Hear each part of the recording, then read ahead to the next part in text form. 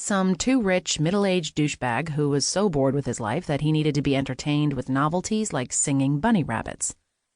He'd close the door when she finished, text his main squeeze some emoticon-heavy thank you, and forget all about this little diversion on his way to play indoor tennis.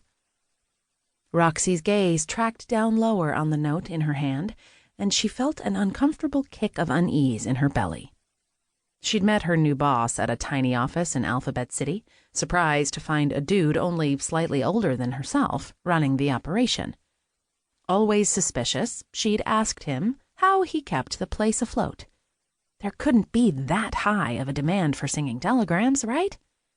He laughed, explaining that singing bunnies only accounted for 1/10 of their income. The rest came in the form of stripograms. She'd done her best to appear flattered when he'd told her she'd be perfect for it. Would she go that far? Taking her clothes off for strangers paid a damn sight more than $60. It would be so easy for her to take that leap. As an actress, she had the ability to detach herself and become someone else. Being the object of attention didn't bother her. It was what she trained herself for. That kind of income would guarantee her a place to live, allow her to continue auditioning without worrying about her next meal. So why the hesitation? She ran a thumb over the rates young dude boss had jotted down on the slip of paper. $200 for each 10-minute performance.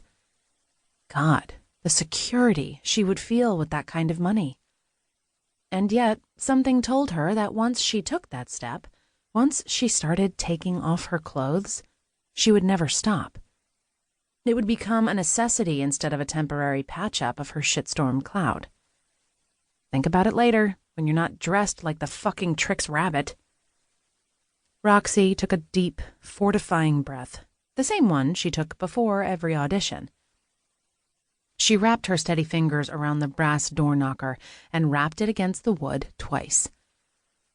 A frown marred her forehead when she heard a miserable groan come from inside the apartment. It sounded like a young groan. Maybe the douchebag had a son. Oh, cool. She definitely wanted to do this in front of someone in her age group. Perfect. Her sarcastic thought bubble burst over her head when the door swung open, revealing a guy. A hot-as-hell guy. A naked except for unbuttoned jeans guy. Being the shameless hussy she was, her gaze immediately dipped to his happy trail, although, on this guy, it really should have been called a rapture path.